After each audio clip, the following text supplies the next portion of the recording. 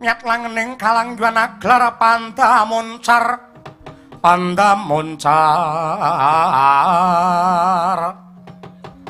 hong hong tinon ler kakonang surem sorote tan padang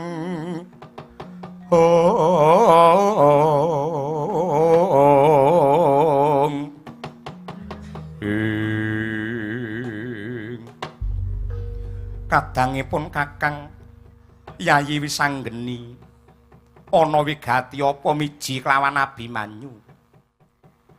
Yayi Wisanggeni ana wigati apa mara gagi babarna. Kakang Gatut apa dene Kakang Abimanyu?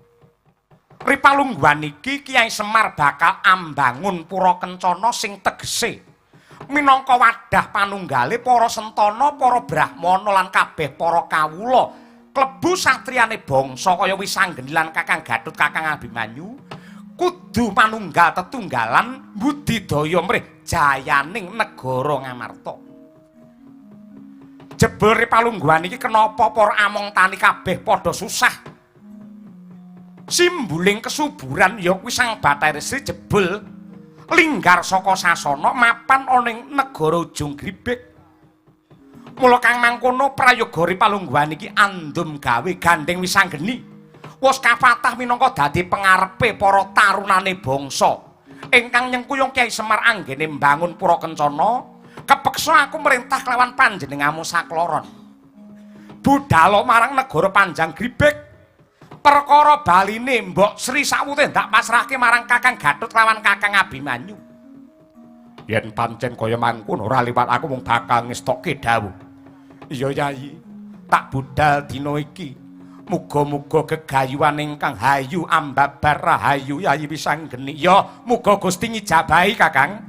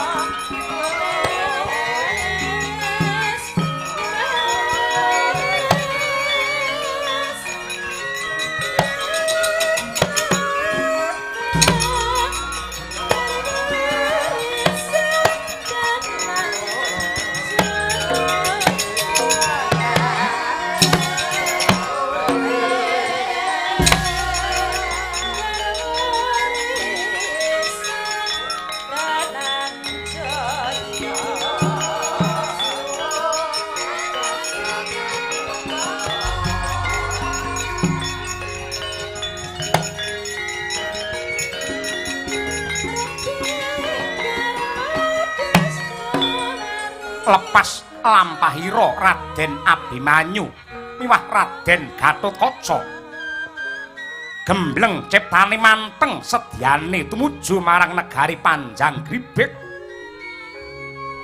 ganti ingkang cinarita ora kaya ing mapan wonten ing Gunung Cumbri hanenggih rajane para ama nenggih Sang Tikus Jinada guragapan jroning rasa nampi praptane ingkang abdi nenggih Celeng Demalung.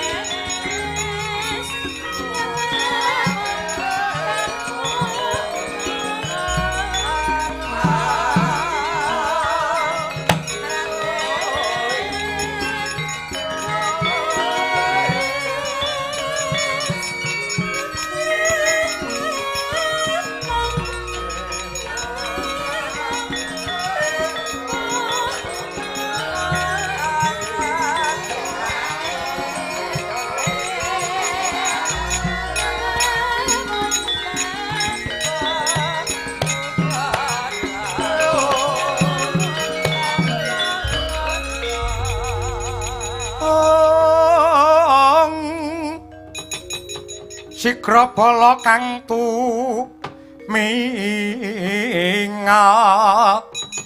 perang campuh sa mya medali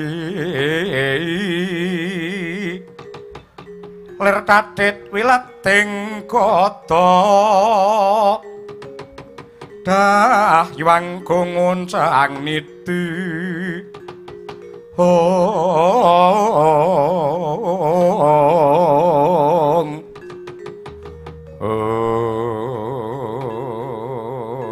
wala dalah sajroning Prabu Tikus Jinada sapejagong karo dulur-dulurku utawa adik-adikku becik Yayi Maesa Kalamurti apa dene Yayi Sapi Gemarang iki ketungka praptane Celeng Demalung semengko semune ana bab sing bakal nduk aturake kawula nuning nggih Kanjeng Sinuwun kalilan matur sisip nyuwun gonge samudra pangaksami piye matura Demalung kula ngemban perintah paduka supados pados wujudipun tetanduran ingkang ijo royo-royo bumi ingkang subur pangestu jengandika kula kelampahan manggihaken bumi ing wewengkon negari Ngamarta kula sampun ngusak asik tanduranipun satemah para mung tani sami kamigilan kalian kula kedadak katungka praptanipun para prajurit utawi senopati utawi para satriyane bangsa Ngamarta ingkang dipun pandhegani kalian Wisanggeni lan Antasena Satemah bantah dredah minggah panca bakah kalian ingkang abdi nadyanto kula saged pejah lan gesang malih nanging wonten daya kekiyatan linangkung semunipun pandonga suci satemah kadi kawlagar kubar badan kula dening dahana murub pramila saking menika sak mangke Purbawasisa kula aturaken dumateng paduka Sang Prabu Tikus Jinada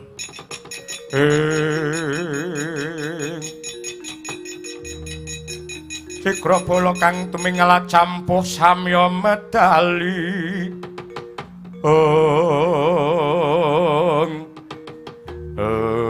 Waladala yen pancen kaya mengkono tegese wong Ngamarta jarak perkara kelawan bangsane ama iki kadangipun Kakang Maisa Kalamurti apa dawuhmu Kakang lan kowe sapi gemarang ana dawuhmu apa Kakang Ripalungguhan iki aja wedi kangelan bareng kelawan pun Kakang budhal marang negara Ngamarta. Wong Ngamarta jarak lawan bangsane Ama. Jujuk Karang Padesan diobrak-abrik tandurane para tani. Ora liwat ngestokake dawuhmu Kakang budhal dina iki.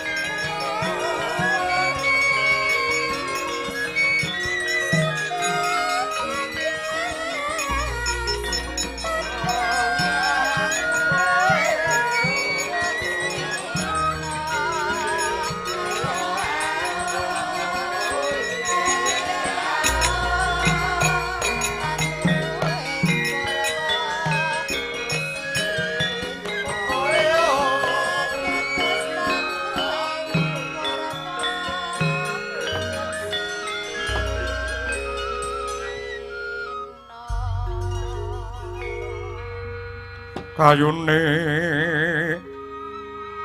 Purwasa Jati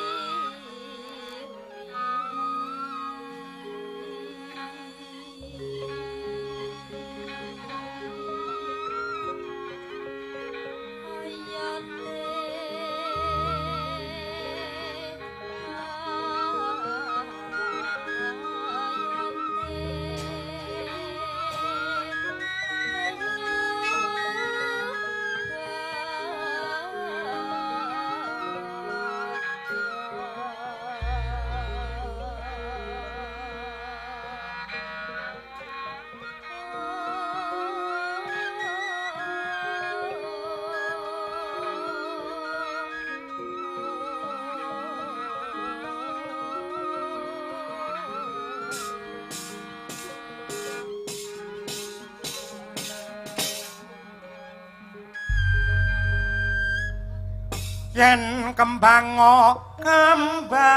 menur tinandur neng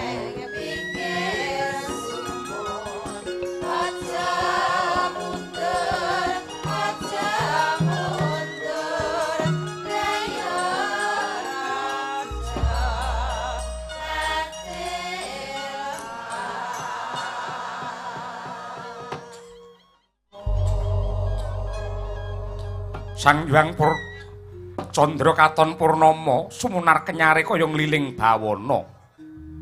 Kartika Abyar sumunar ngrenggani antariksa amimbuhi endahing swasaning wanci dalu. Ganti ingkang cinarita ora kaya repat Panakawan ing samya gegojekan sinambi ngrengga endahe alam Indonesiaku.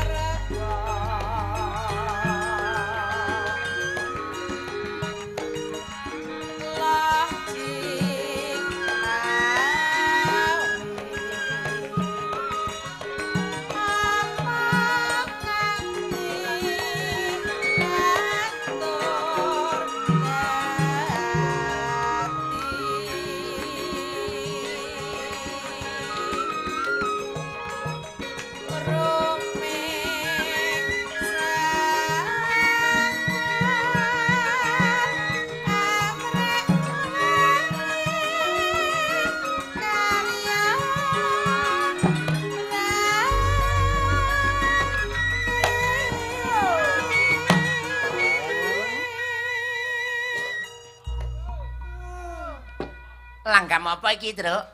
Karyanipun Mbah Haji Sukron Suwanda Langgam Indonesiaku. Niki ngrengga kaendane alam Indonesia. Sak isi-isine. Nggih, sedaya ingkang mapan wonten Nuswantara menika sak saged-saged dipun rengga disesuaikan dengan tema pada malam hari ini ya kuwi mengeti kamardikane bangsa supaya awake dhewe kabeh tetep bangga menjadi orang Indonesia. Ngono. Nggih, ngoten niku. Monggo telaske Mbak Lia. Seni lan kabudayane ati luhur perbawa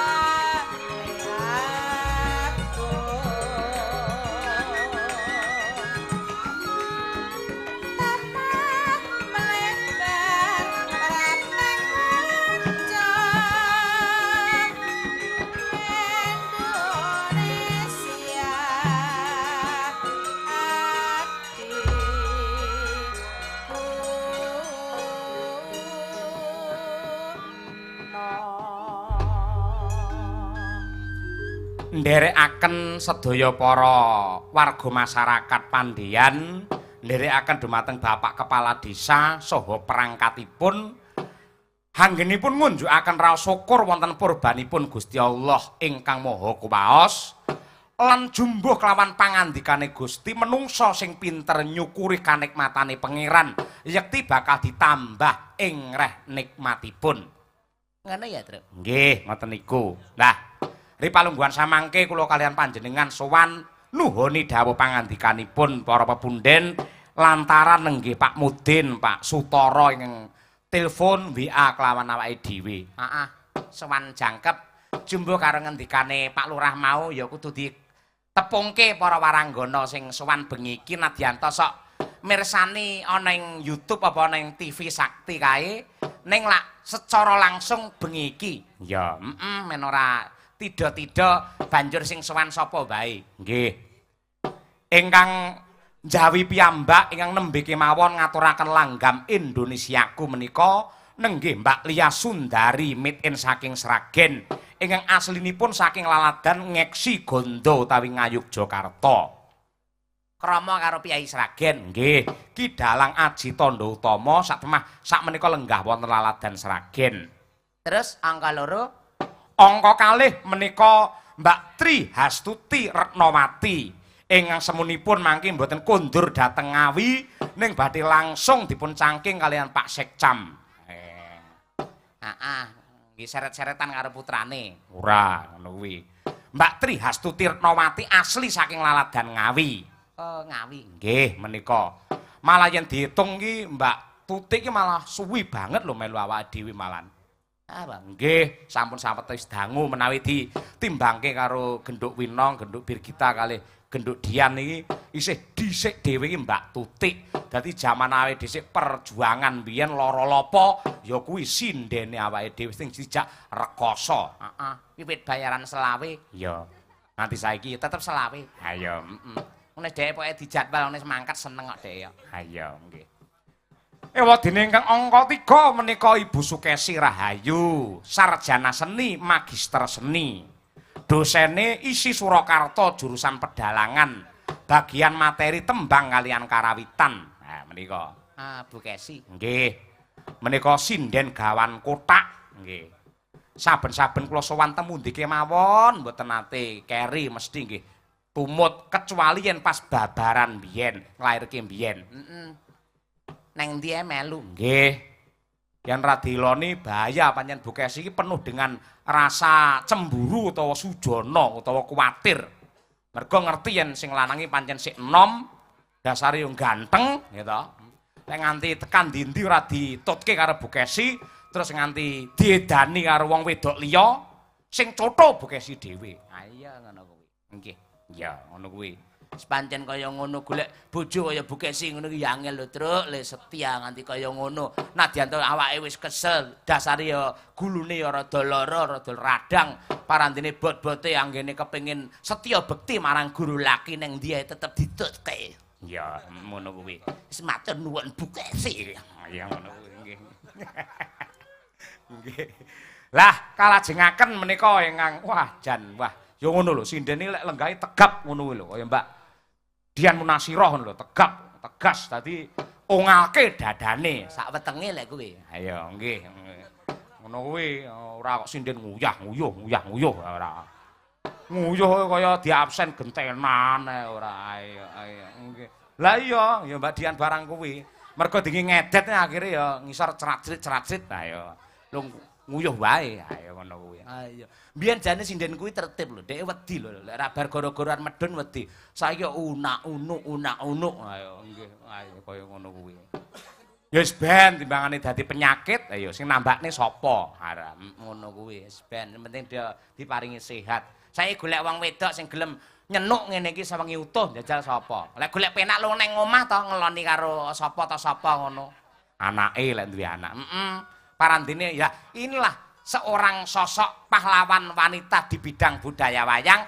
Nadyan to wong wedok ora duwe kewajiban anggene golek nafkah ning parandene tetep budal tanggapan pamrih apa memperjuangkan secara ekonomi dan juga memperjuangkan secara budaya supaya wayang tetap eksis karena wayang di mana saja tidak ada yang pernah berani meninggalkan sinden karena sinden adalah bunga pentas yang tak pernah layu. Wes kayak nguyuh nah. Ayo bar dilem mending nguyuh. Wah sing mirsani sik akeh, Truk. Ayo Ngono jare Pak Sekcam bar limbukan entek ya sik akeh, Pak. nggih ngono kuwi nggih. Menika Mbak Dian Munasirah sarjana seni, magister seni asli saking Medion, Laladan Pilang Kenceng, desanipun Pule. Lurahe para waranggono kabeh. Ayo ngono kuwi. Mau winong ki jane arep telat. Tak barengane Mbak Dian ngono kuwi. Winong iki ora wani lho. Nyapa to nong rawani. Kok tetep pengen bareng karo kancane. Sir kuwi tak jak guyon, tak jak setelan ku banyolane ngene lho nong ngono. Rawani. Wedi dek. Ayo. Kalajengaken menika Mbak Birgita Ayu. Waduh jan posene wah jan.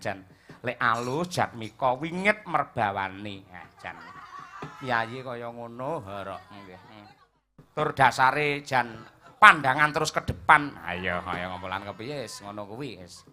Sing kakung seniman, sing putri seniwati. Siapa tuh pacare? Ah sing kerbab cetono le.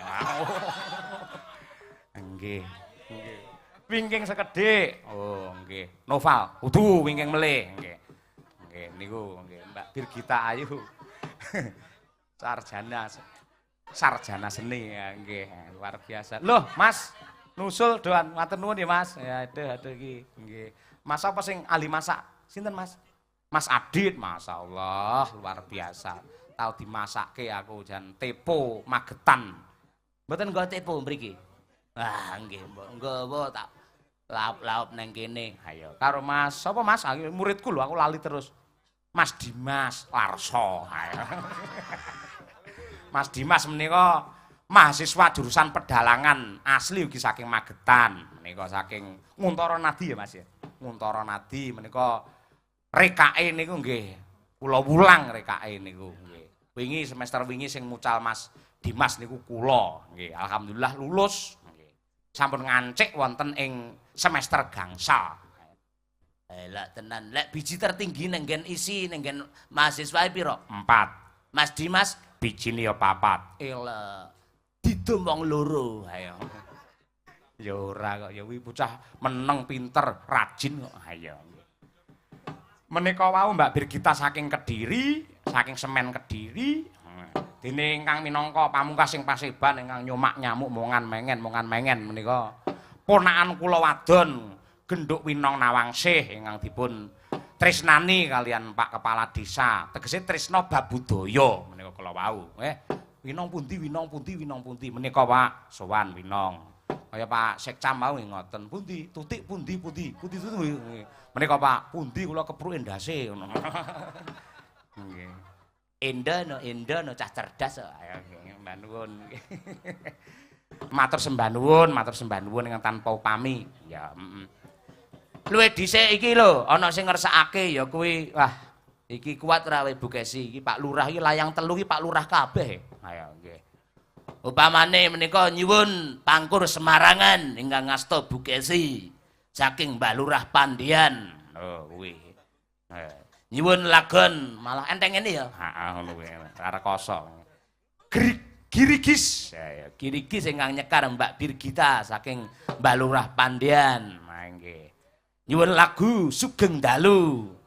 Nggih, Sugeng Dalu. Kuwi lagu aja mak sauri. Lagune Sugeng Dalu. Ingkang nyekar Mbak Winong saking Mbak Lurah Pandian. Ayo iki kowe. Kok aeng-aeng banget iki pamundhute. Bu Kesi tasik wani mboten pangkur Semarangan Bu Kesi? Wani mboten? Nah, wani ora? Lek ora wani engko dikancani sapa ta sapa. Lek pancen wani ya luar biasa. Katakan kok di dan Mbak Tuti sebelah kula niku. Mbak Tuti kok nyambung. Ayo. Ya ora apa-apa. Sambung Birgita Winong mungkin ya. Oke, siap. Nggih. Cobi pelokipun Mas Dar. Ah nggih. Coba kaya apa? Nggih. Pangkur Semarangan iki pancen spesialise Bu Kesi nalika mbiyen sik ini dadi bintang tamu. Heeh. Ah, iki coba kaya apa karo nostalgia. Monggo Bu Kesi diaturke karo Mbah Lurah lan sedaya para pamirsa ing tasik kepareng jenak pinarak mirsani pagelaran dalu menika. Mugi-mugi ingkang mirsani ngantos tutuk lakon dipun paringi tutuk anggenipun momong dumateng putra wayahipun sedaya. Amin. Nggih. Monggo Bu. Mingkar mingkureng ang kara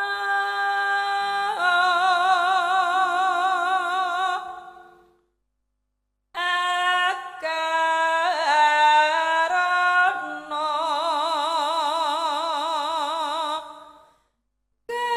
kerenan marati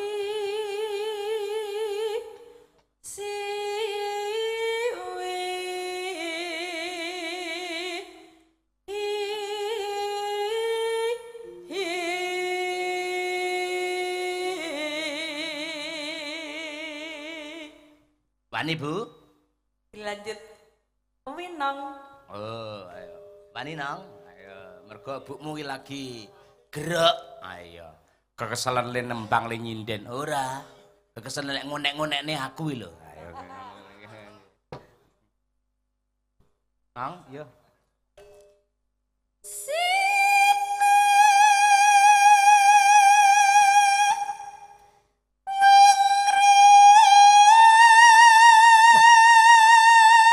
Elok nduk. Terus.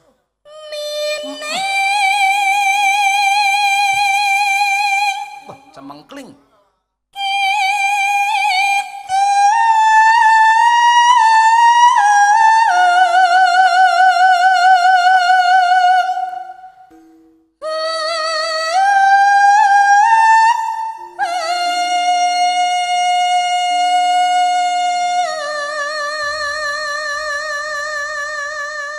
Lek iki iso kaya mbokmu, kaya bulikmu. Ngene iki cengkoke bulikmu kok nggo kuat. Wis aja kuwatir wis, tenan. Sesuk tak oleh mulih ning omahmu. Ayo. Tak kira dikeki apa ta apa ngono. Ayo. Bismillah sik, ayo.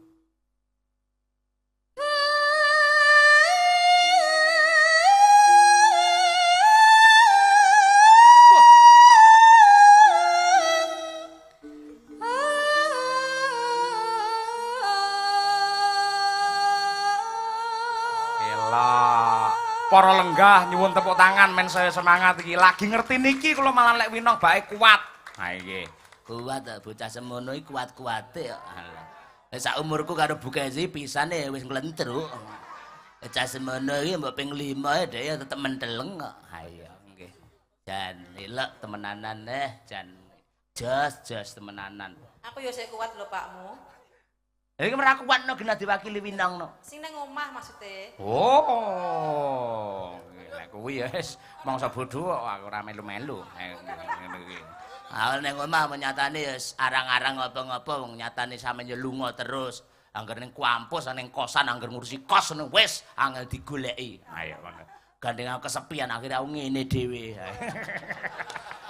Ora nggih. Senengane kok ora nggih. Yo coba. Cengkok iki coba dikonteske, sik. Coba Mbak Birgita sampean aja kalah lho. Ayo coba kaya apa. Sing kene iki, ayo karo dhewe iki mau lho.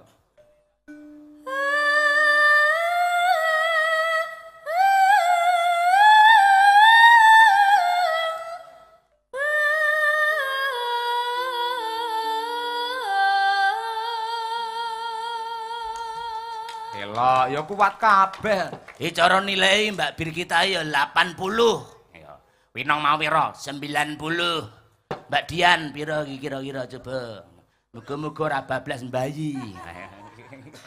Ayo wis gedhe.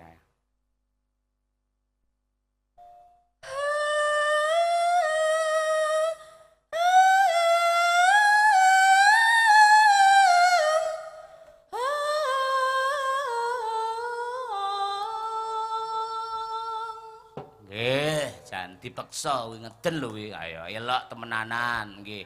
Bijine pira le? Bijine. Bijine ya kuwi 78. Ha nggih. Kuwi pimpinan lho, pimpinan sinden. Oh iya, 92 lek ngono. Nggih. Mbak Lia pira bijine jajan genceng kok iki. Lek Mbak Lia genah jos wong ya tandone swara sakmono gedene ya. Ayo nggih. Ayo nggih. Mbak.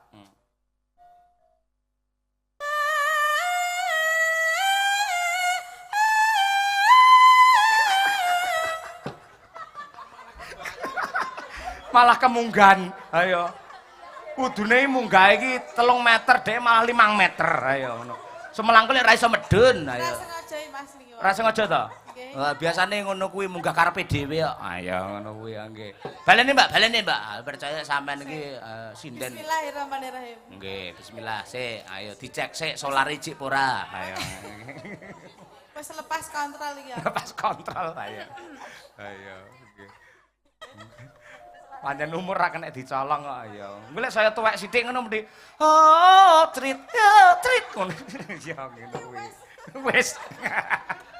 Ayo. Ya Mbak, kuat lek percaya sampean kuat iki.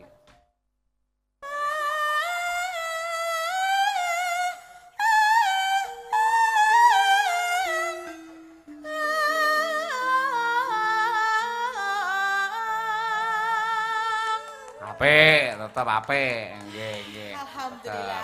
Nggih. Jos. Sementing iso mudhun. Ayo, semelangku lek nyengkok ra iso mudhun.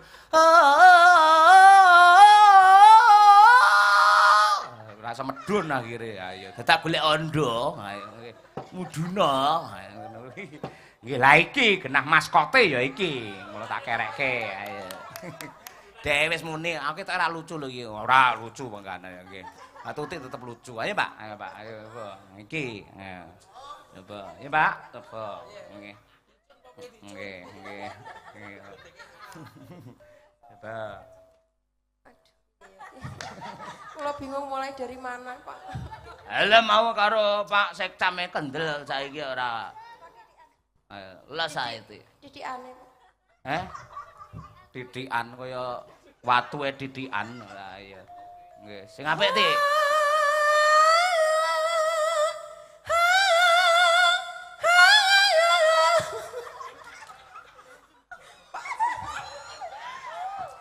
Wong kok nembang malah kaya wong nangis. Hau. Ayo nggih.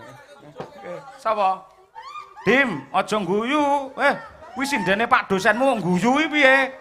Aja diece. Sesepuh. Aja diguyu lek Mbak Tuti apik ya pancen ya sinden Madangkara lek elek tak jegurne joglangan pisan. Ayo. Nggih. Balene Tik. Ayo. Master gendere didukne gak iso, Master. Lho ning isor panggung. Nggih. Saya mau mengencangkan dada. Ayo. Wis ra kenceng kok ruto ya malah anguk-anguk lek kowe iki.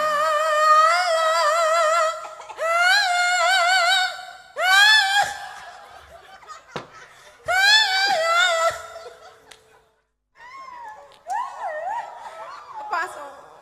Master pisan kas Master. Nanti tak kasih susu jahe. Ayo. Pak Yoyo, suara kula niku nek pas ngeten iki to nek dialonke mboten medal tapi nek ditokne niku kerasen ngoten lho. Oh, lah ditokne banjir malahan. Oh iya. Wis sapenakmu to, Dik? Ora. Ayo.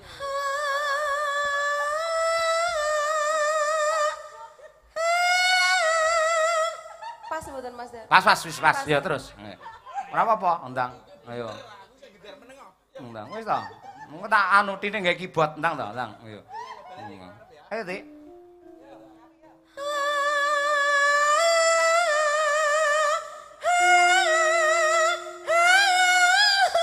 Wis tak biji iki semene wis cukup.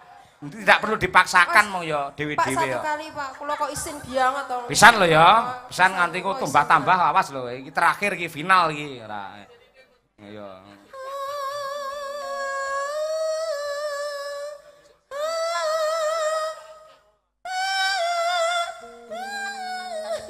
Wis pisan lho ya. Pun nggih. Ampun kok final Nggih, Pak. gandeng kabeh wis dinilai, mau kena Mbak Winong mau 90, Mbak Birgita mau 80, untuk Mbak Tuti min 50. Nggih. Ayo, ora apa-apa Tuti gelem ngene wis apik kok. Ayo, Jojosan nggih. Yo. Yo, balik Bu Kesi, Bu Kesi. Ayo. Sampai ngompol Pak Dalang. Iya. Tuti. Heeh, ya pancen ya gawane wong tuwek ngono kuwi ya. Sinuba sinu karata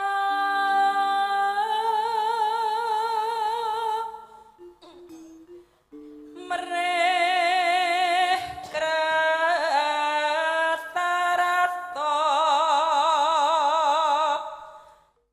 pakartine ngelamu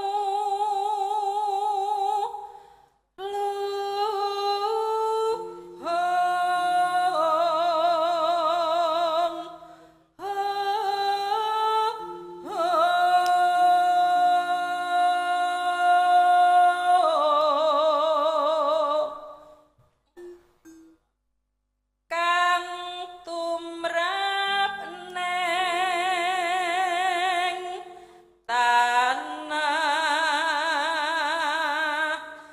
Jawa.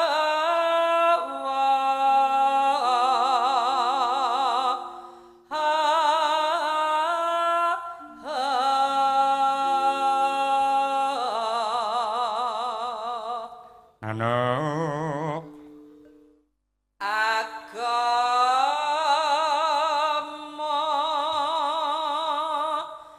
ageming ngaji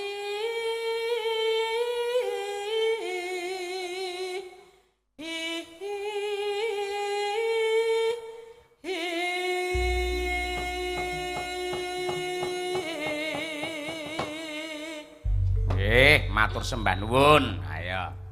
Coba karo nggih mengenang wingi wis ngenang Mbah Narto. Iya. Sing diandurne wingi to. Heeh, kae Saiki ganti mengenang Ki Haji Mantep Sudarsono.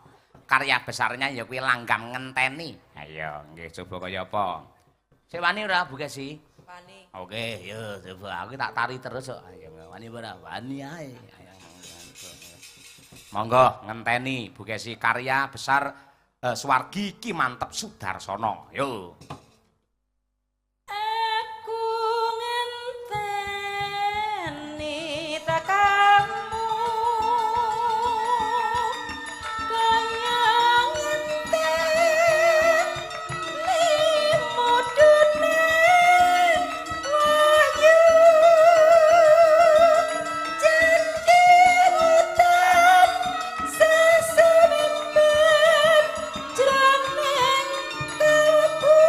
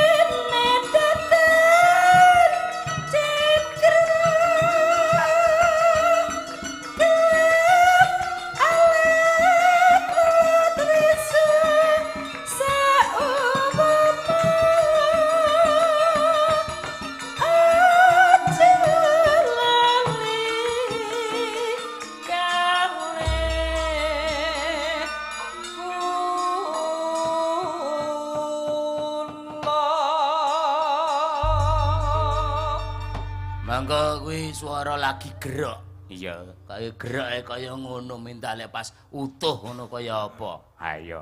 Tetep pancen Bukesi iki powere kok. Dadi cara son pancen ya horeg tenan. Suarane iki ungkul wit mbiyen mula kaya ngono kuwi. Heeh. Wis matur nuwun ing tanpa upama. Nggih, wis elok temenanan ya. Ayo guyu. Aku ora nek banyolan kok guyu. Tegese lagune ayo guyu ngono lho, Celuk. Ora iya iya. Tak kira aku makon guyu ora nggih. Ya diaturake coba kaya apa ayo guyu nggih memberi semangat supaya kabeh tansah bahagia, wabil khusus warga masyarakat ing wewengkon Pandhean mriki pandegani karo Pak Lurah. Ya, nggih. Ya to, diaturake coba kaya apa ayo guyu, yuk.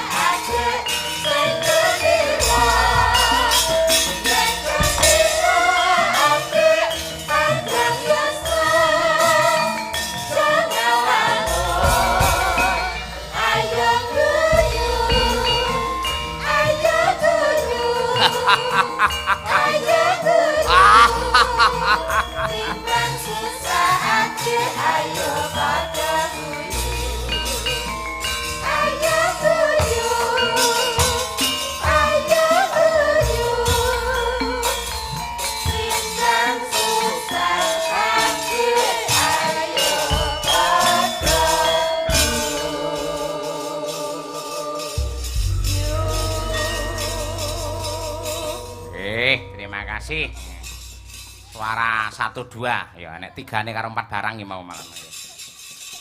Nong, wani nong. Sugeng dalu. Oke. Nggih, kaya apa ngersake Pak Lurah nong.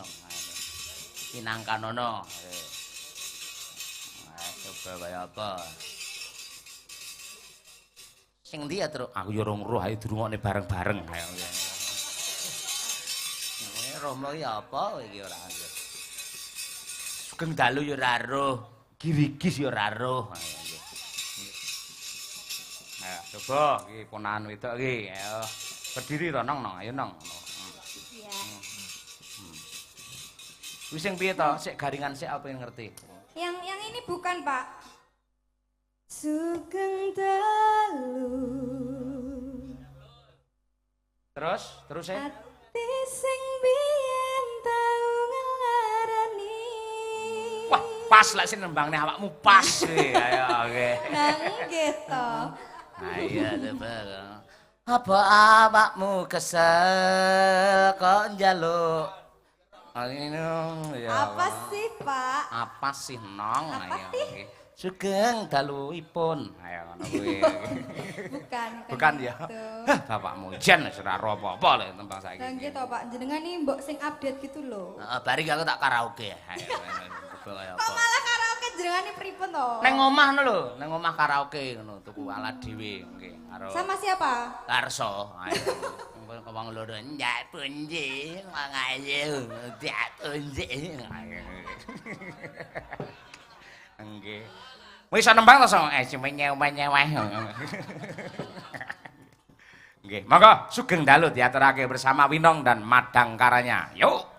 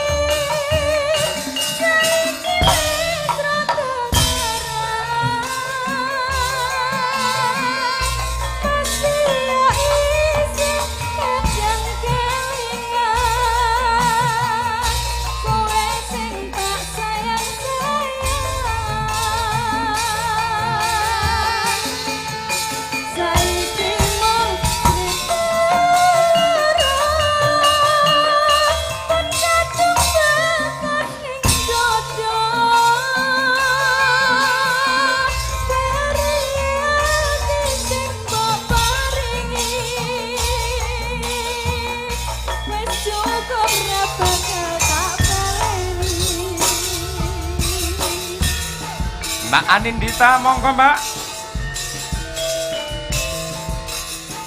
Pak Joko Warsito, Sugeng Laras, Dalem Kasusenan. Mas Rudi, Ruang Kreasi Seni.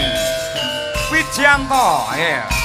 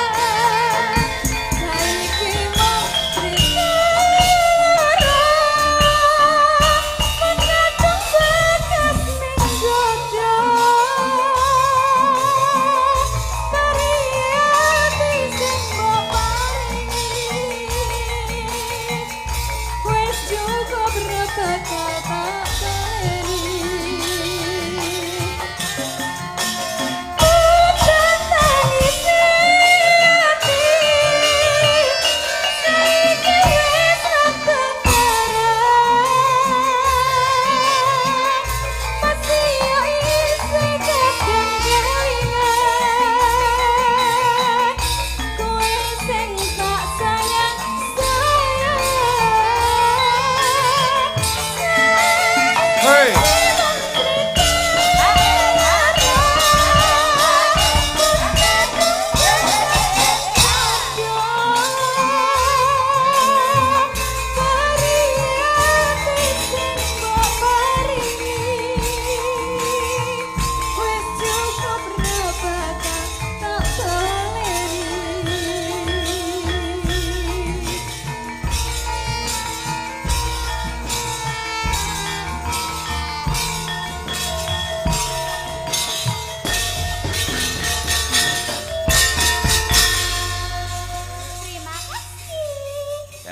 Jos ah jane jo.